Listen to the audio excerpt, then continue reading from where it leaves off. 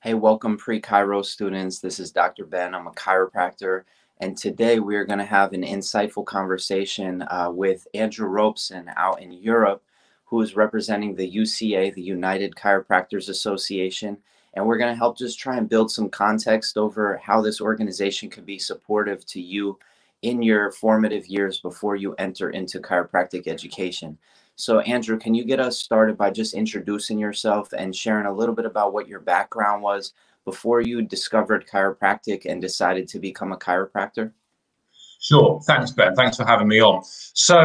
I'm Andrew Robson. I'm a chiropractor now, qualified in 2013. I've run my own practice since 2016.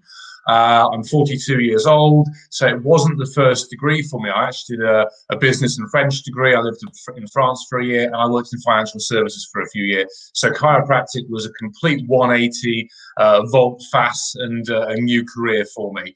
I grew up with, strangely in Britain, with chiropractic kind of being a normal thing. My dad went to a chiropractor. My grandfather really went to one of the very first few chiropractors in Britain back in the 1960s, but it was really quite avant-garde and quite niche. And I grew up with my dad going to the chiropractor, and that was kind of a normal thing. I mean, that was more in the context of neck pain and back pain. He played a lot of golf, got pains from that. And he would also fly overseas a lot to like Japan, Australia, the US a lot, and he would always go to his chiropractor when he came back. So it was a normal thing growing up. My focus when I was young was quite business oriented. I didn't know much about it, so I went down that route. Mm-hmm. As I got into my 20s, I got more into sort of athletic pursuits, weightlifting, gym, that kind of thing. And I started to grow interested in it when I was never had been before. And also the legacy of a lot of golf and a lot of high level, international student rowing. I left me with a lot of problems. So I had to go to a chiropractor for myself. And I grew interested in this. And when I started to get fed up with my career in financial services, didn't like where it was taking me, or where I saw myself 10 years down the line. I wanted an alternative, and that's how I went back to university at the age of 29 to study. So yeah, that's me. Very interesting. Can you kind of reflect, having the perspective of seeing your grandfather, or at least hearing about your grandfather and then your father utilizing chiropractic in Great Britain? Obviously, it was back in the 60s, 70s, 80s. Can you kind of just reflect on how far it's come in regards to its presence, or if it hasn't really developed and established itself any further, but it's kind of maintained that sort of fringe profession that very few people have the ability to access because there just isn't an awareness about it? Can you kind of just speak on how you've seen it change over time?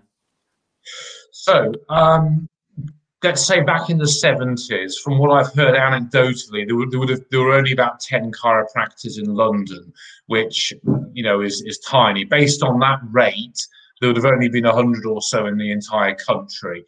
There are probably around 3,000 chiropractors practicing in Britain. So obviously there's been a big increase in the number. And there is an increase in awareness, certainly, but not nearly where it could be. There's still a very low proportion of the population who've ever seen a chiropractor. There's more knowledge than there used to be about what it is, and I've probably seen that develop a little bit since I've been practicing. But it's still a way behind where it could be, which is a shame because we've got so much to offer.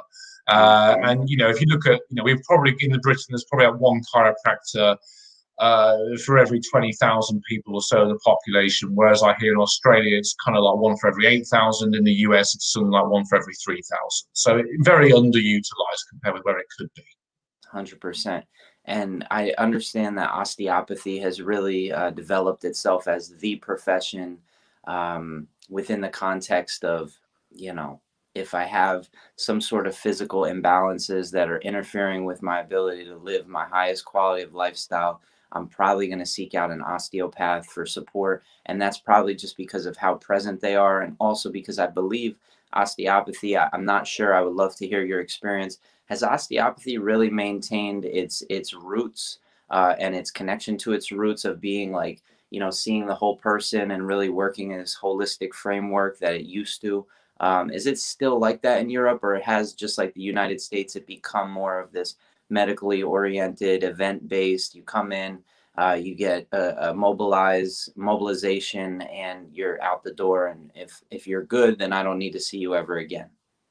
Yeah, I would go with the latter of what you just said from my general experience of osteopaths in the UK. One of my high school friends became one, and down in Bristol, which is about 70 miles from me. But judging from his advertising and how it presents itself, it is a case of come in and we might see you again in 3 months. And we'll leave it there type thing. And even if someone's in agonizing pain, a friend of mine fell off a horse and the guy was still, well, 3 months, can't see you any sooner. I don't know that much about what's going on in the rest of Europe. I know there's been an explosion in the number of osteopaths in France in the last few years. There have been 20,000 new osteopaths, is what I've heard. When given that France has basically the same population as Britain, that's a huge increase. So I don't know why that's come along or where that's come from, but I would imagine they are more, like you said, that medically kind of orientated, event orientated profession. How would you differentiate chiropractic for young students that are out there in Great Britain within the context of the British education system? What would they focus their minds on as younger students? I'm not sure if you call it high school there or secondary education, but how can you kind of build context of what the trajectory would look like if somebody early on sought their sights on becoming a chiropractor? Sure. Well, you would go down with the subjects you would study. We're forced to specialize very early in Britain compared with the US, where you have your undergraduate degree, then you go to grad school. We specialize very quickly. So for your A levels, which is what you generally do from 16 to 18, you would study biology, chemistry, and physics, basically. Maybe if you were a very good student, you put in some maths as well, but you would basically focus on the kind of physiological sciences, that kind of thing. And if anyone wants some tips about some extras to add to that, then get along to a chiropractor and just do some shadowing. Most chiropractors are happy to shadow. I've had sixth form students, I've had 17-year-olds come in and shadow me just to help them out and see what it's all about, basically. Most chiropractors are very happy to do that. So I'll get in touch with your local chiropractor and see if they're happy, and they will answer questions for you and tell you a lot of stuff, a lot of inside information about the different universities and things, stuff that you might not get from the universities yourself. And that would be a really great addition.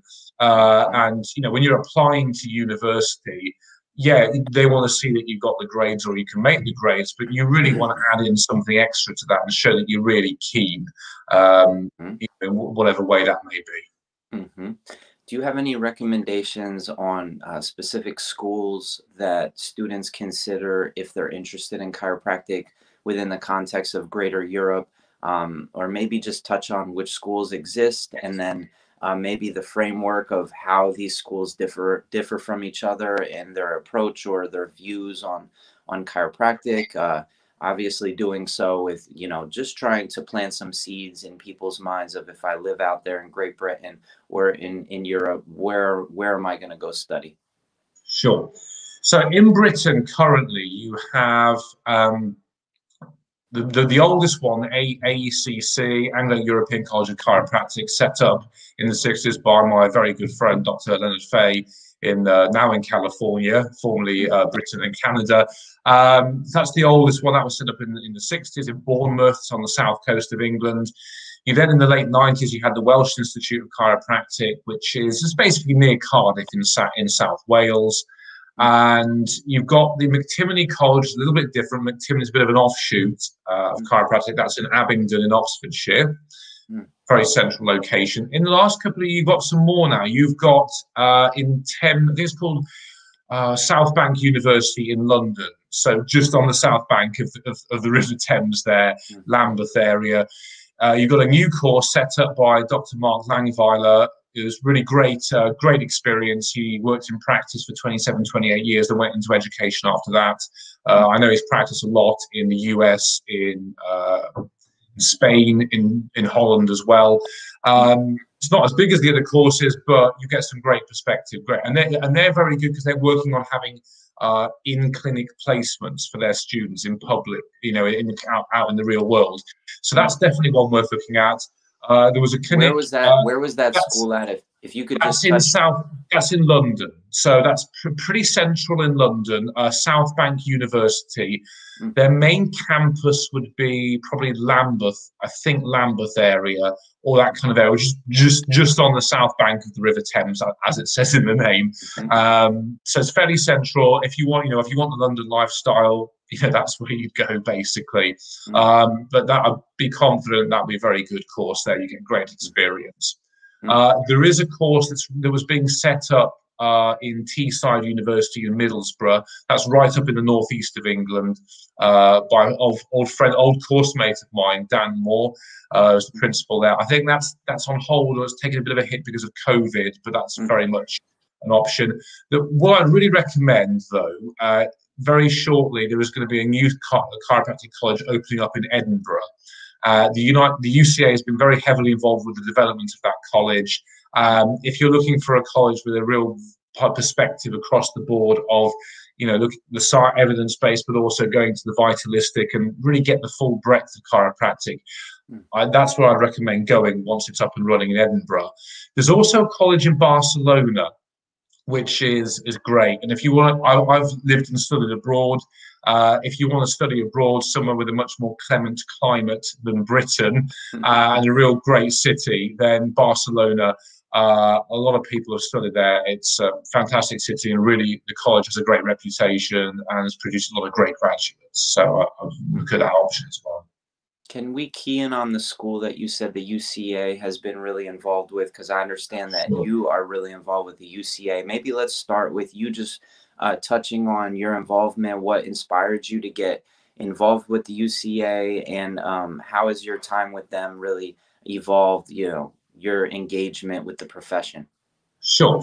So I graduated in 2013. I kind of had my first few months tied in with a different association, because I didn't think much about what association to join. I just wanted insurance, so I just joined the first one, what I knew the most of.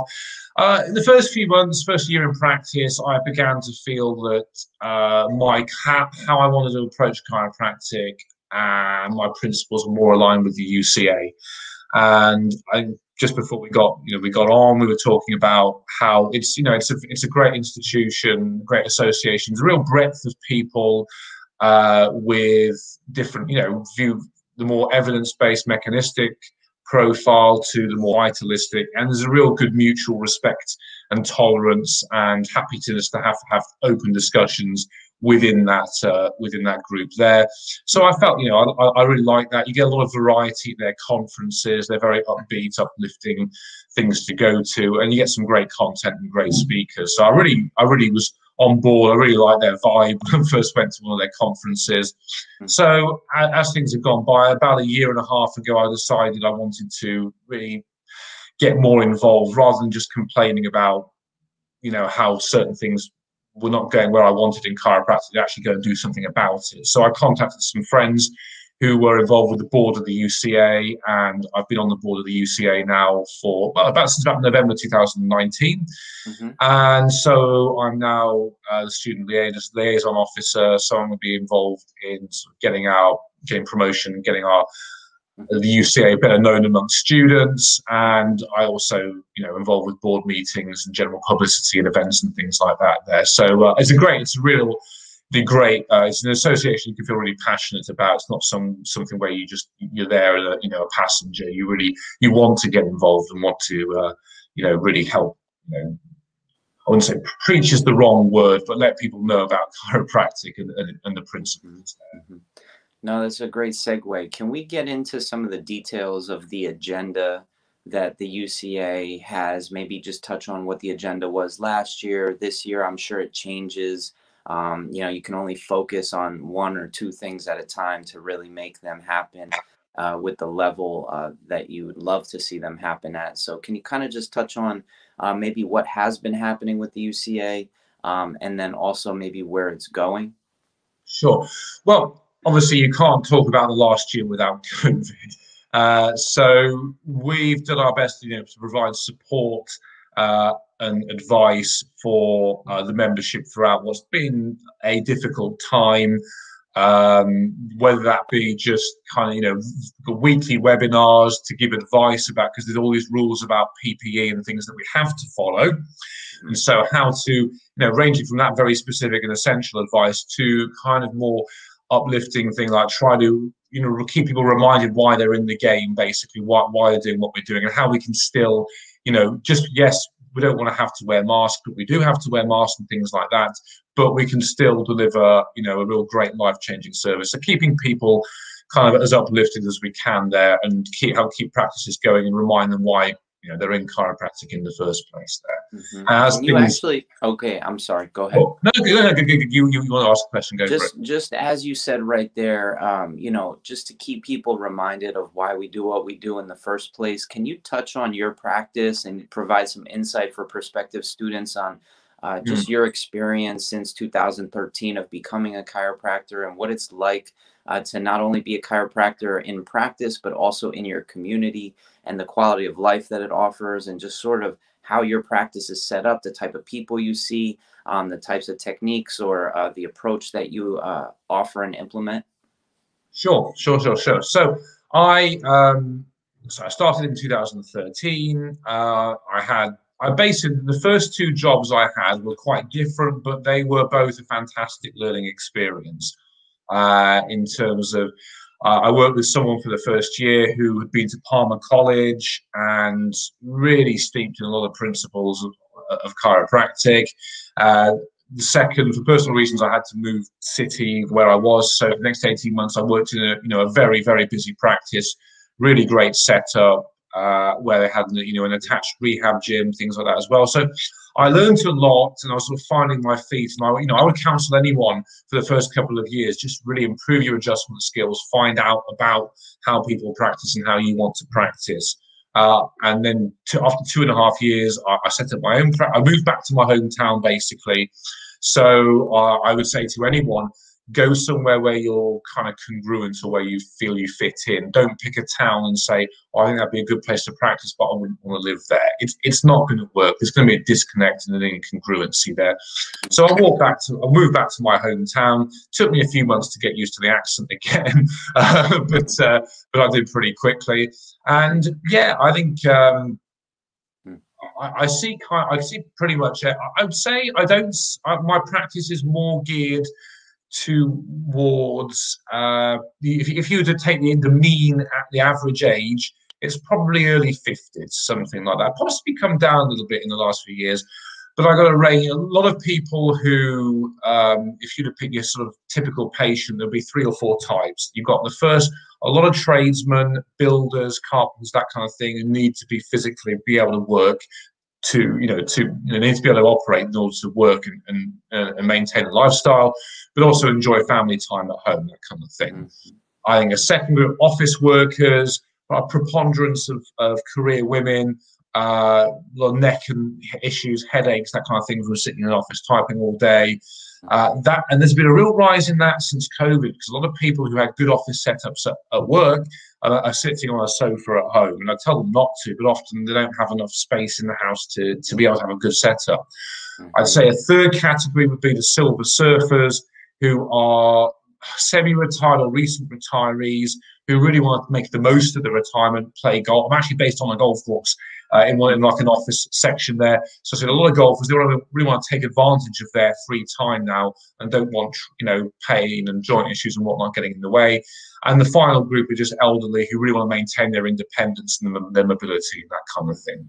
So that would be my kind of, 4 classic types of patient. And it's good if you get involved in the local community in one way or another, and your name gets around, and it's quite rewarding. You get referrals, and though that really has helped in the last year as well. That's helped keep things going nicely. And what's great is, sometimes you can get in your own white tower syndrome, ivory tower syndrome, whatever, and forget, you get totally in your own head. And one nice thing happened last year is one of my regular patients who's quite well dialed into the local community, I bumped into him and he said, you've got a really good local reputation. I really appreciated that because I'm quite a perfectionist, so I'm quite focused on what's going on in the clinic only.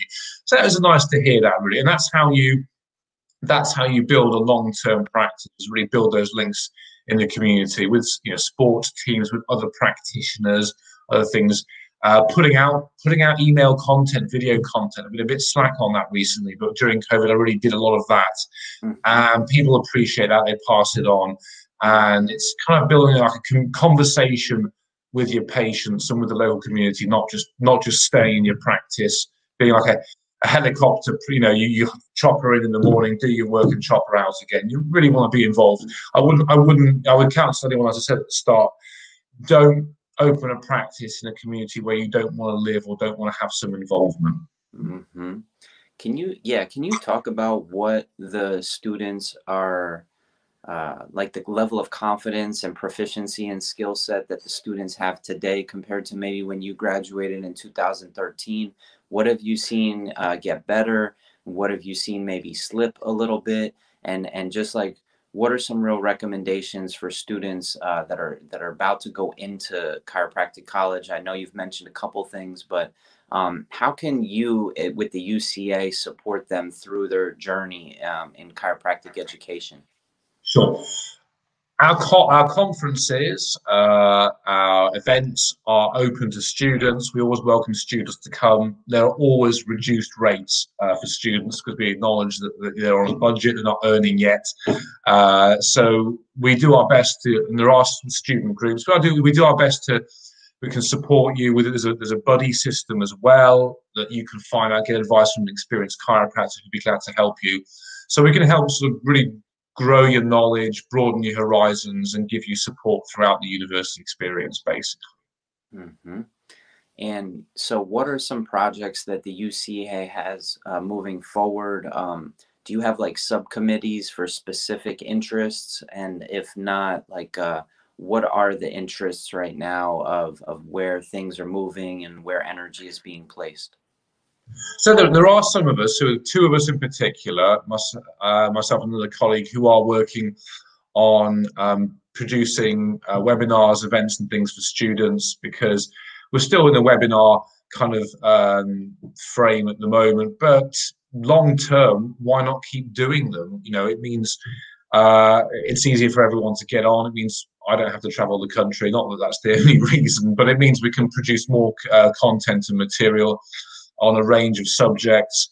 We've got a student webinar coming up on May the 22nd, where we'll be looking at really a lot of the science of chiropractic. We're looking at technique, introduction to some technique systems, but also interviews with people like myself who have run their own practices for a few years. And they're going to be answering questions, to kind of typical FAQs that students would want to know the answers to before they graduate. So that's a big project at the moment. For good student webinars, we've got the one on May the 22nd. We've got another one in September as well. Okay. And we're really looking to support them there. Okay. Can you talk about who are some of the biggest influencers in the research on chiropractic in Europe? Like, where is the science growing and developing? Where is the effort being put in? Is it on certain campuses? Is it from certain individuals doing their own independent research? And if a student wanted to get involved in chiropractic research, do you have any recommendations for them for that? So most of the research that I read is done by Heidi Horvick from New Zealand.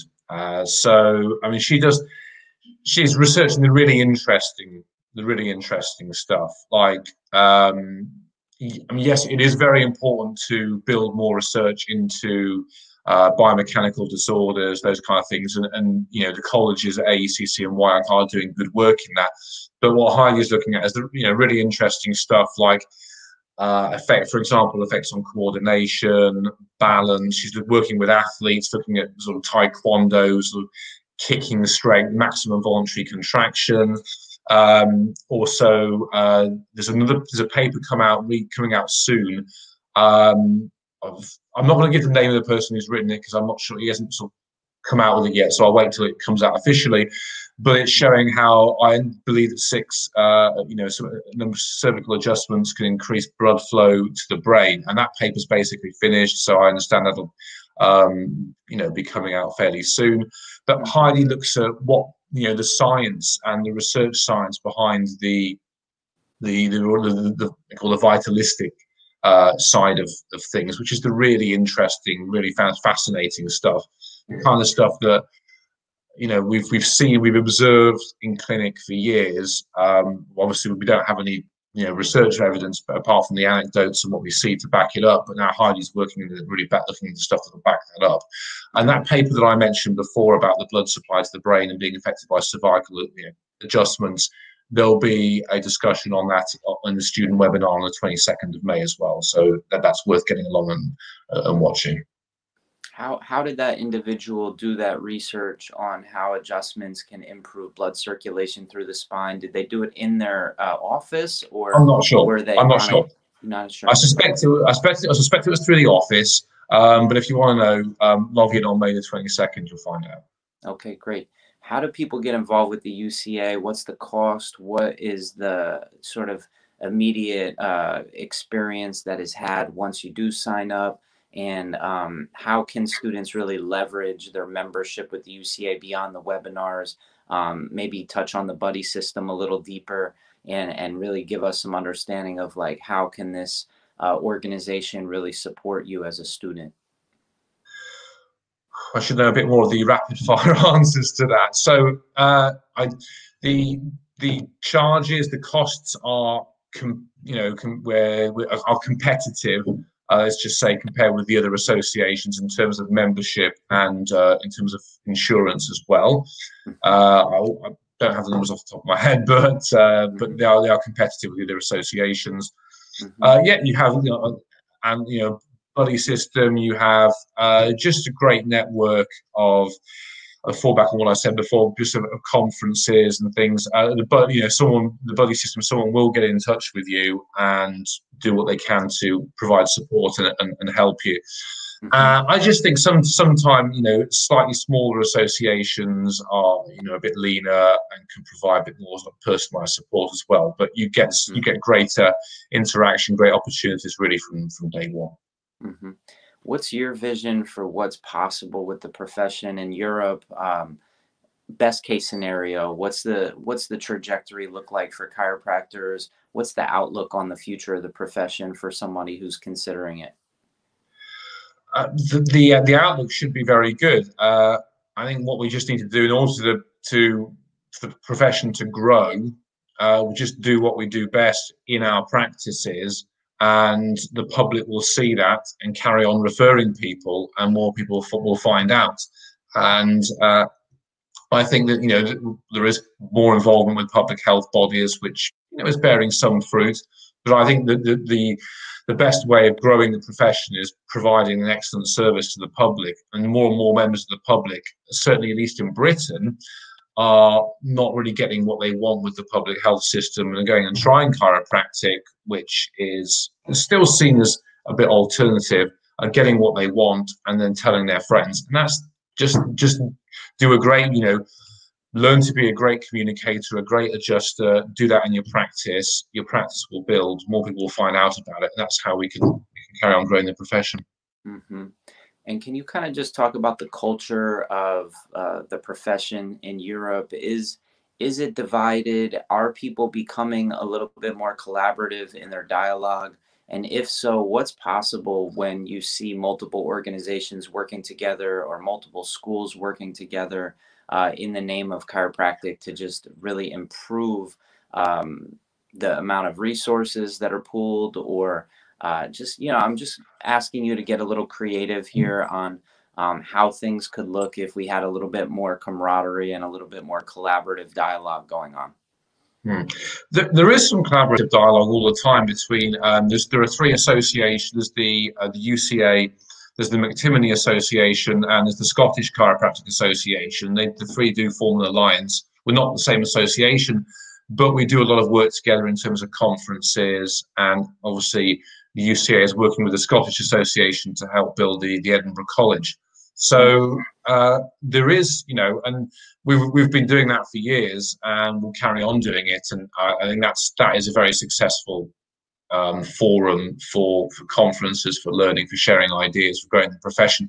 I don't know enough about what's going on in continental Europe.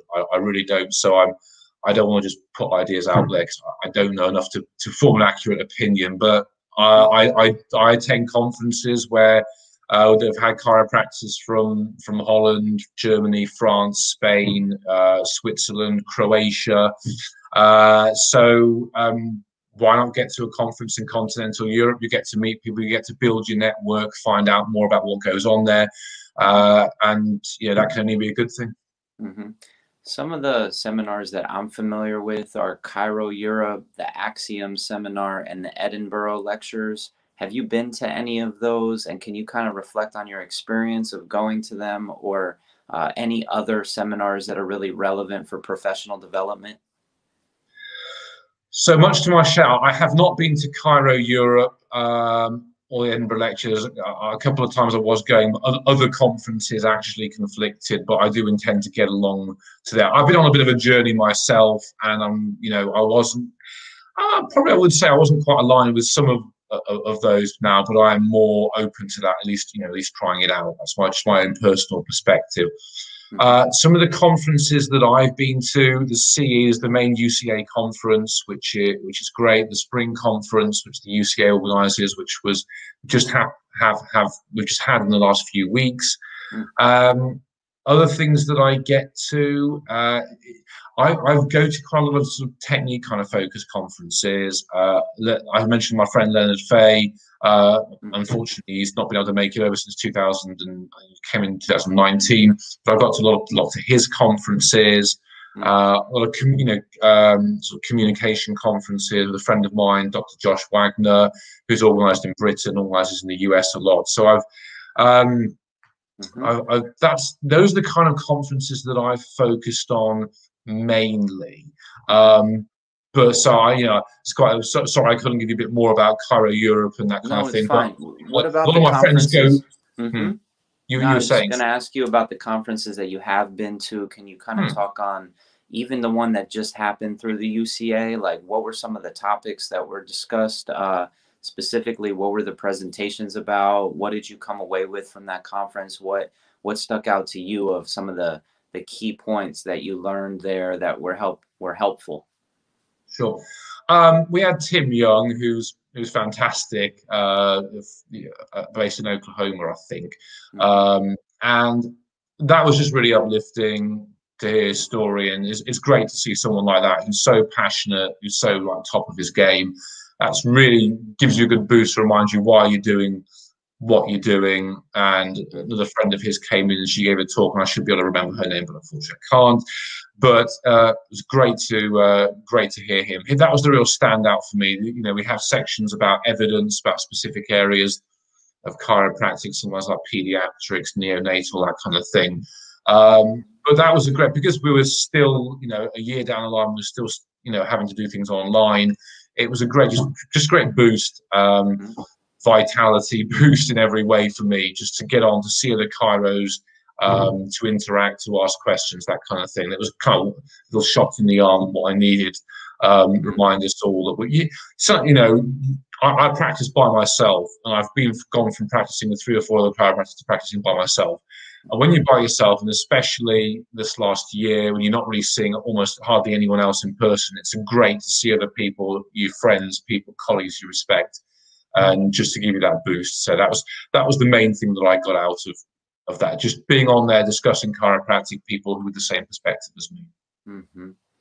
Hey, I want to thank you so much for representing the UCA and just sharing some insights. I think that really my goal and intention with these conversations is just to really highlight like what people who are involved in these organizations are up to, what their thoughts are, not only on the profession, but the organization and the directions it's going.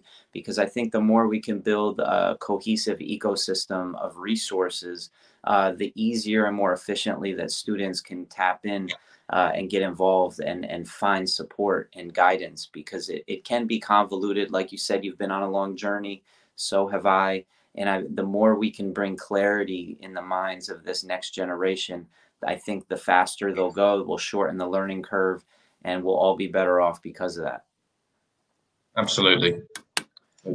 What's I guess the interview could have just ended just now, so this is maybe a little bit more informal discussion. Sure. But I'm just curious. I'm just curious about like what's really going on with you as a student liaison. Like, what's kind of the where's the growth curve for a student liaison to really change the landscape for students these days? Like, what, and we can have the dialogue, like if you have questions for me, because I think a lot on these things, and I have ideas. So if it seems like I'm putting you on the spot with that question, that's totally fine. It's really Right. something that's important to me. That's why I'm bringing it up. Sure. What it's just to make give them information that's useful to them in the first instance. I, you know, I was the first person. One thing that I want to help with. I was the first person in my year group to start their own clinic, and there are a lot of specific challenges that you never, you can prepare till you're blue in the face. But you're still going to get things happen which you didn't expect when you actually get into it. So anyone who's thinking about owning their own clinic, doing that thing, I can give them in my view, a very good perspective about what I got right, what I got wrong at the beginning, and how to avoid some of those pitfalls.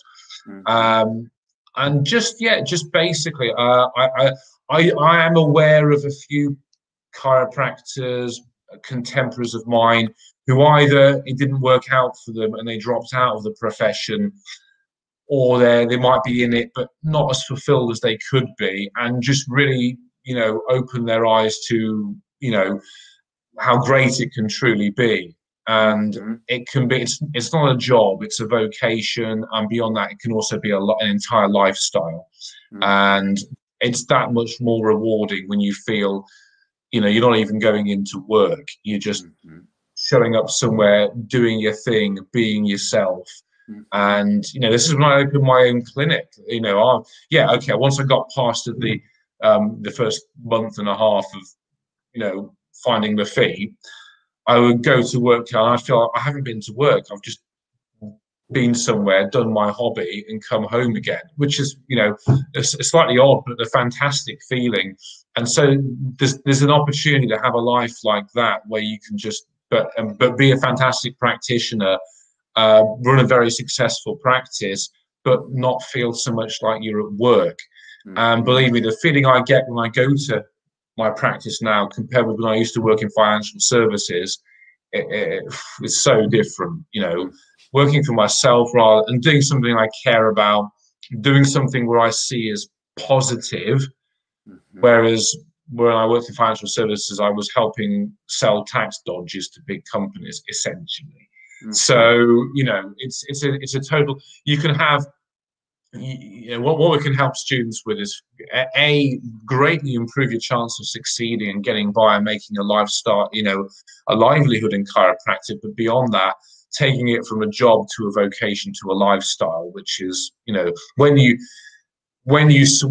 see some of these speakers on stage that are really out there and stuff like that. So I used to think they've taken a pill before going on to do that, but they're not. They are great talkers and great public speakers, but they are just being congruent and saying how they feel. They're not faking it.